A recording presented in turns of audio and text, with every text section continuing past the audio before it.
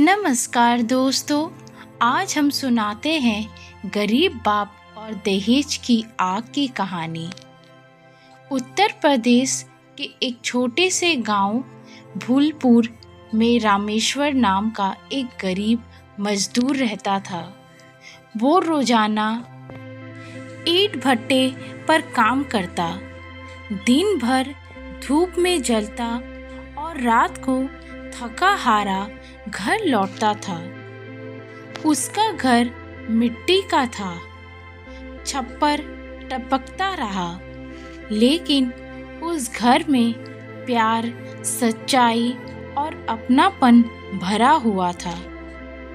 रामेश्वर की 3 संतानें थीं, 2 बेटे और सबसे छोटी बेटी सुनीता। सुनीता उसकी आंखों का तारा थी। वह पढ़ने में तेज, व्यवहार में नम्र और दिल में बहुत साफ थी। बाप हमेशा कहता, मेरी सुनीता किसी राजकुमारी से कम नहीं, बस उसका घर अच्छा मिल जाए, यही मेरी आखिरी तमन्ना है। जब सुनीता की उम्र 22 साल हुई तो गांव के स्कूल मास्टर के बेटे राकेश का रिश्ता आया। राकेश पढ़ा लिखा नौकरी में था और परिवार गांव में सम्मानित था। रामेश्वर की खुशी का ठिकाना नहीं रहा। उसने कहा, भगवान ने मेरी सुनीता के लिए सही वर भेजा है। पर जब बात दहेज की आई तो राकेश के पिता बोले, हम कुछ नहीं मांगते, बस थोड़ा सा सहारा चाहिए, मोटरसाइकिल और 2 लाख रुपए बस।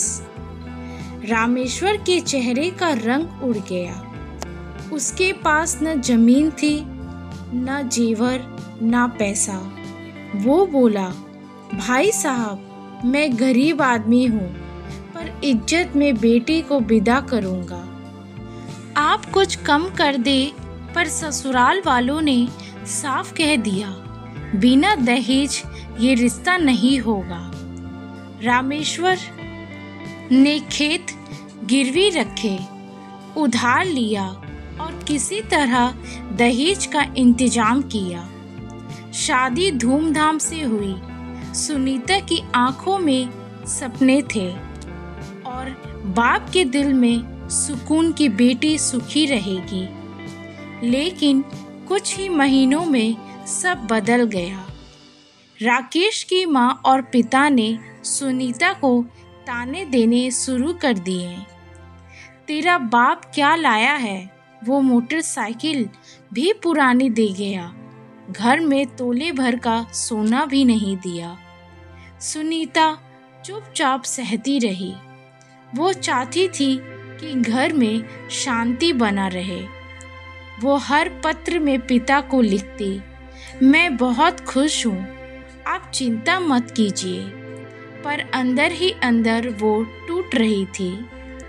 एक दिन गांव में खबर आई, रामेश्वर की बेटी सुनीता ने आग लगा ली। पूरा गांव सन्न रह गया। रामेश्वर दौड़ता, पर जब तक पहुंचा सब खत्म हो चुका था। सुनीता का शरीर राख में बदल चुका था और उसके सपने भी। पोस्टमार्टम रिपोर्ट में लिखा था, सुसाइड बाय बर्निंग, पर जब जानते थे कि वो आत्महत्या नहीं थी, वो दहेज की आग में जलाई गई थी। रामेश्वर उस दिन से टूट गया। उसने कहा, जिस सम्मान से बेटी को जिंदा जलाया जाता है, वहाँ इंसानियत मर चुकी है। सालों बाद भी लोग कहते हैं, भूलनपुर की वो आग आज भी बुझी नहीं। हर लड़की के बाप के दिल में वो जलती रहेगी।